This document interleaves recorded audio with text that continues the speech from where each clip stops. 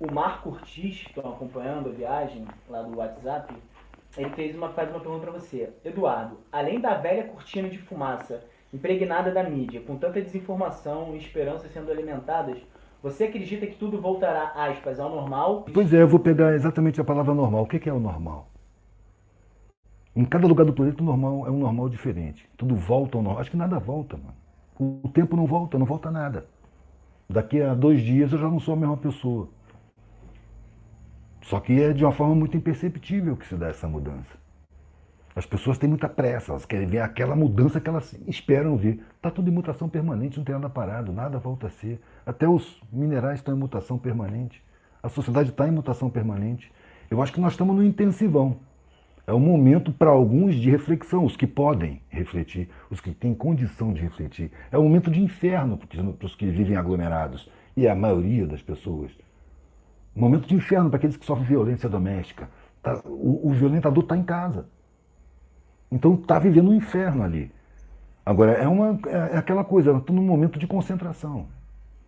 Não vai voltar a ser o que é. Não vai voltar a ser o que é, velho. Como o que é, não é o que era. Em 1960 eu nasci, em 70 era de um jeito, em 80 era de outro jeito, em 90 era de outro jeito, 2000 de outro jeito, 2010 de outro jeito, hoje é de outro jeito. E hoje nós entramos num período de intensivão. Né?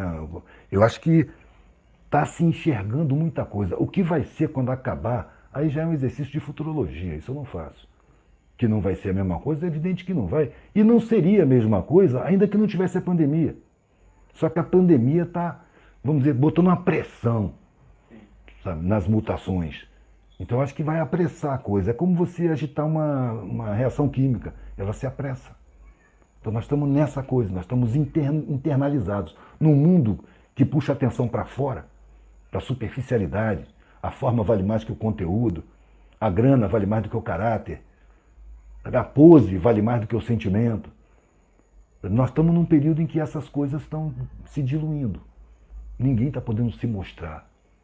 Está todo mundo dentro de casa, dentro de si, com a oportunidade de refletir. Está internalizando, obrigando a um movimento contrário ao que a nossa sociedade do consumo estimula, que é externalizar. O que vai vir daí eu não sei, velho, mas que vem coisa e vem coisa forte, eu não tenho dúvida. Eu estou esperando descer os discos voadores já, mano. Eduardo, você acha que as estruturas que se sustentam das injustiças foram construídas por algum grupo ou foi algo que foi se tornando, que foi se formando naturalmente? Naturalmente? Como assim, cara? O que se forma naturalmente é floresta. A sociedade humana foi formada por elites, sempre. Os mais poderosos foram formatando a sociedade, a seu favor, sempre. Sem solidariedade nenhuma, sempre em proveito próprio. Mas desde milênios, cara. Desde milênios.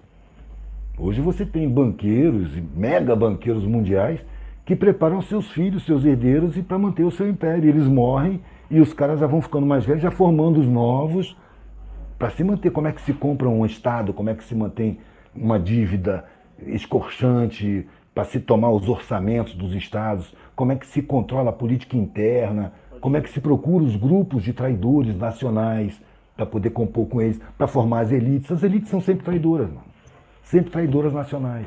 Traem a sua nação para entregar para o poder externo que mantém essas elites no poder internamente. É o processo da colonização, que antes era explícito e institucionalizado, se desinstitucionalizou e permaneceu pela economia. Pode crer. Pela intelectualidade, pela subalternidade acadêmica. Você vê como é que o cara é visto quando alguém fala na academia, esse cara estudou em Sorbonne, esse cara vem de Harvard. Para mim deveria ser suspeito, mano, de subalternidade, de desprezar o nosso povo. Mesmo sendo brasileiro, ele estudou lá, ele volta de lá achando que é superior porque esteve lá. Se esteve em Harvard, então para mim é mais suspeito ainda. Mas já vem com bagagem de arrogância que não me interessa tratar com ele. Me interessa tratar, velho, com quem está servindo ele. Porque ele se sente todo superior e não se lembra que a barriga dele está cheia por causa de mão de pobre. Que ele está com o pé num sapato porque pobre foi escravizado para fazer o sapato dele. A roupa dele de marca, caríssima, foi pobre que fez. Pobres geralmente escravizados. As grandes marcas colocam suas fábricas onde não tem direito trabalhista. Mano. Escraviza a criança. Mas aí O massacre publicitário, marqueteiro, faz você acreditar que usar marca é um fator de superioridade social. Deveria ser uma vergonha, porque todas as marcas têm trabalho escravo na sua esteira. Mas é apresentado como para ter orgulho. Eu tenho vergonha, mas eu não posso impor isso às pessoas. Se eu for reclamar de cada marca Adidas que eu vejo, cada marca Nike que eu vejo, eu vou ser um chato, velho, xingando todo mundo. Eu vejo os sinais da subalternidade à minha volta. E eu não me debato contra eles, eu sei como é a minha sociedade. E é nisso que eu estou trabalhando. No meu tempo de vida, que é muito pequeno, eu trabalho nisso. Mas eu procuro a terra fértil. E não vou falar com um cara que ele não vai nem entender o que eu estou falando. Não vai nem acreditar no que eu estou falando. Eu não vou contra o massacre publicitário midiático, porque isso é burrice. Eu pego as pessoas que já estão propensas a tomar consciência. E essas vão passar para outras pessoas que estejam propensas também. Está nascendo gente nova o tempo todo. Os velhos estão morrendo o tempo todo. É uma reciclagem permanente de gente, velho. Os velhos morrendo e os novos nascendo.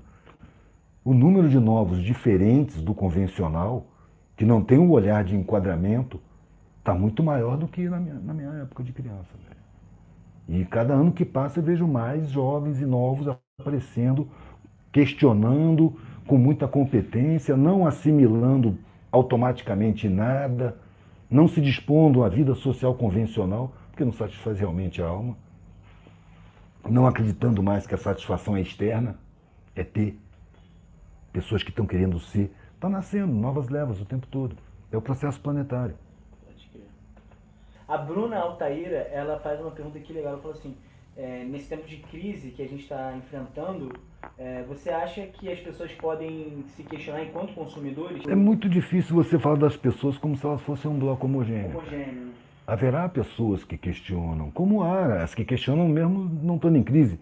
Bom, estamos falando de uma crise específica, porque para mim, uma sociedade que tem miséria é uma sociedade em crise. Então a gente sempre teve em crise. Enquanto há miséria, abandono, analfabetismo, fome, desabrigo, isso para mim é crise, é uma sociedade que vive em crise. Que para resolver essa crise é preciso tirar o poder político da mão dos podres de rico.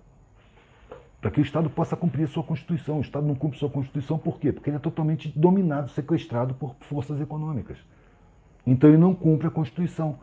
Pela Constituição brasileira, todo brasileiro tem direito garantido pelo Estado de boa alimentação, de boa moradia. Eu estou falando de saneamento básico. Eu estou falando de ensino de qualidade, de informação jornalística verdadeira e não esse absurdo que a mídia apresenta. E o Estado não cumpre sua Constituição. Você quer resolver os problemas sociais para a gente começar a desenvolver outras coisas ainda acima do que nós estamos desenvolvendo? Cumpra-se a Constituição. Alimentação para todo mundo. Tem produção de alimento para todo mundo. Tem condição de botar casa para todo mundo. Mínimo. Tem condição. Não tem interesse. Exatamente porque aqueles podres de ricos precisam, para manter os funcionários todos disciplinados, precisam de miséria. Para servir de ameaça. Se você não se comportar direitinho, você vai para a rua. Tem outro botando no seu lugar. Inclusive a miséria é bom para isso. Tem sempre outro para botar no seu lugar. Desvaloriza o ser humano. Torna ele peça de uma engrenagem, fácil de trocar. É só trocar o parafuso. Joga fora e nem pensa se o parafuso tem família, filho, o que vai acontecer. Foda-se, foda-se.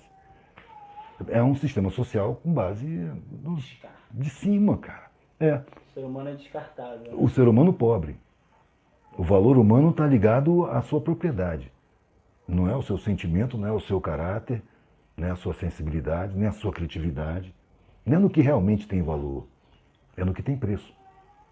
Você costuma dizer que normalmente a pessoa de bem é pessoa de bem. Pessoa de bens. Que a sociedade considera a pessoa de bem, na verdade, é pessoa de bens. Pode crer. Pra gente já se encaminhando aqui pro fim, já temos quase 40 minutos de conversa. O Rogério Caxias, ele tem uma pergunta pra você. Fala assim, Eduardo Marinho, na sua opinião, quem é Jesus Cristo?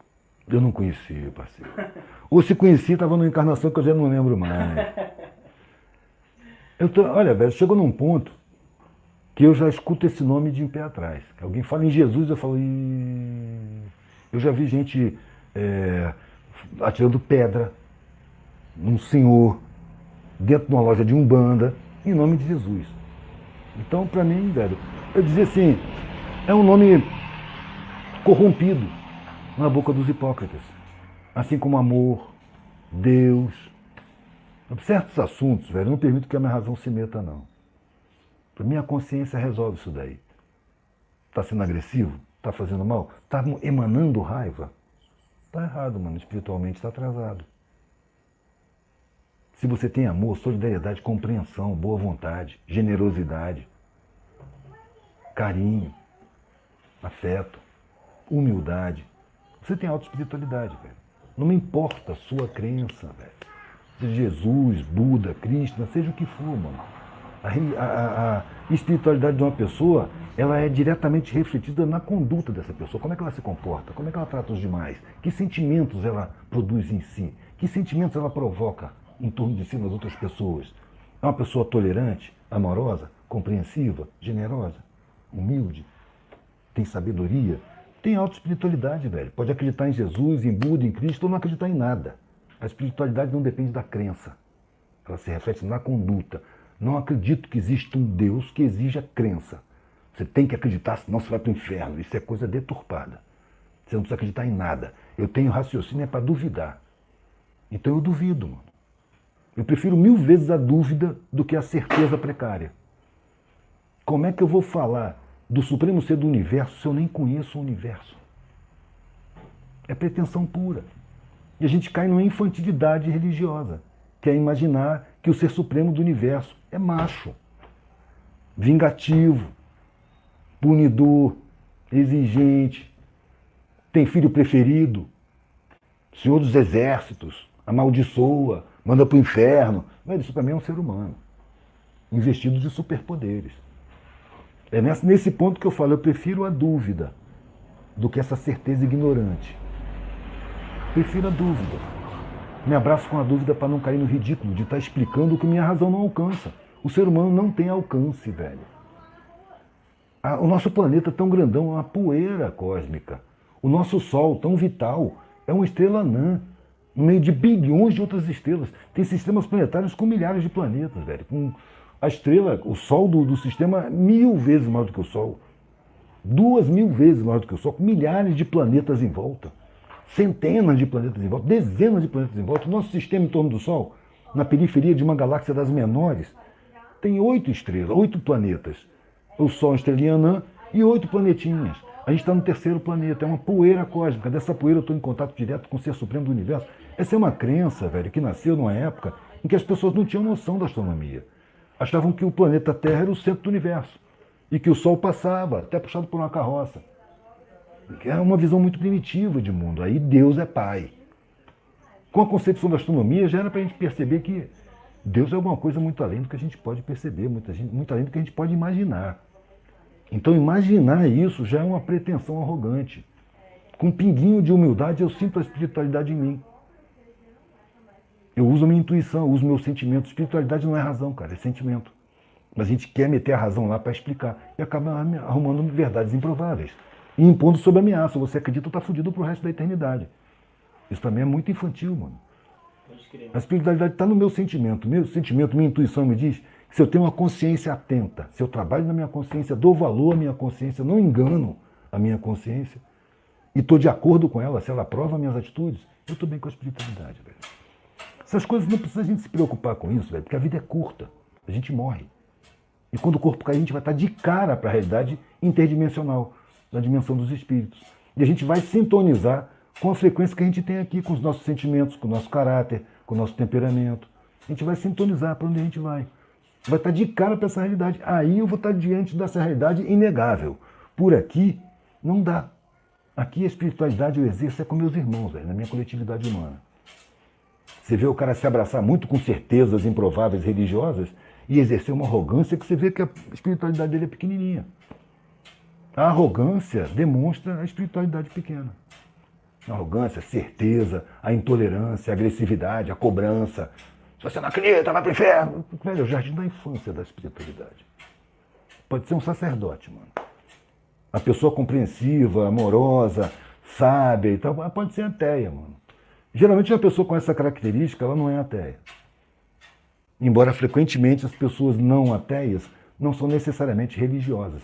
Porque ser religioso significa abraçar uma verdade e afirmar isso como verdade. E eu não preciso disso para exercer espiritualidade, ao contrário. Eu não sei qual é a verdade, assumo que não sei e estou aprendendo o que eu posso aprender. Quando eu puder saber qual é a verdade, eu vou saber, mas por enquanto eu reconheço que eu não sei, não tenho condição. Aqui no planeta eu não vejo ninguém em condição de saber a verdade. A gente tem pequenas verdades para ir alcançando, até através de pequenas mentiras ou grandes mentiras que a sociedade nos conta. Pode crer. Inclusive as religiões. A gente ia encerrar, mas você encerrou bem. O que você pensa, assim, sobre... Deixou um gancho, assim, sobre as religiões, assim, tipo... Porque, assim, parece que antes da globalização, a questão geral, parece que as sociedades, mesmo da forma primitiva que elas se reuniam, elas tinham uma religiosidade no desenvolvimento, talvez, de uma espiritualidade. Eu chamo de mística. Uma mística. Você acha que isso está em desenvolvimento também? Claro, como tudo. A religião é uma coisa a ser, aspas, superada? A espiritualidade é um desenvolvimento permanente. A religião, no modo explicativo, no modo racional, eu acho que tende a desaparecer quando a gente for ganhando humildade. Quando a gente perceber que sentir é mais que saber. Que a intuição vai muito mais longe do que a razão. Que a nossa razão tem limites muito precários, muito curtos. Enquanto que o sentimento ele vai bem mais longe. Não que ele vai a fundo em tudo, mas ele vai mais longe do que a razão. Então eu deixo essa parte para o sentimento. Eu acho que a religião é necessária, velho, na medida do nosso primitivismo. Aquele cara que é egoísta, egocêntrico, ganancioso e tal, ele tem que ter um limite. E aí a religião diz para ele, se você fizer o mal ao seu irmão, você vai ser punido. Se você fizer o bem, você vai ser premiado. Aí o cara aprende a fazer o bem por interesse no prêmio. E a evitar fazer o mal por medo do castigo. E isso ainda é bom. Seria melhor do que ele não fazer bem nunca e não ter medida no mal que ele produz. Então a religião é uma necessidade para o nosso primitivismo espiritual. Quando a gente aprender que fazer o bem é muito bom para a gente mesmo, que na verdade quando você beneficia uma pessoa, seria necessário que você agradecesse. Pô, obrigado por eu poder te fazer um bem, cara. Porque você é o maior beneficiado, em espírito. Você é muito beneficiado e você é prejudicado quando você prejudica alguém. Quando você chegar num ponto que você te desagrada produzir o mal para alguém, não é porque você vai ser punido, não é por medo da consequência, é porque você não gosta, mano. Não quero saber que ninguém saiu prejudicado com a atitude minha. Se saiu foi sem querer, ou foi inevitável. Acontece. Ter intenção nisso, ou não se importar com isso, tendo consciência disso, é um primitivismo muito grande. Quando você percebe e passa a repelir que o mal seja consequência dos seus atos, e você prefere produzir o bem, porque isso te faz muito bem, você não precisa mais de religião nenhuma, velho. Você já está com isso que chamam de Deus em você. Sem precisar estar pregando nada para ninguém. Só atuando. É atuação, não é teoria, é prática. Pode crer. Esse foi o papo aí com o Eduardo. A gente está aqui há quase 1 hora já. Então, deu, rapaziada? Já deu para encher o saco? Vamos desligar esse negócio.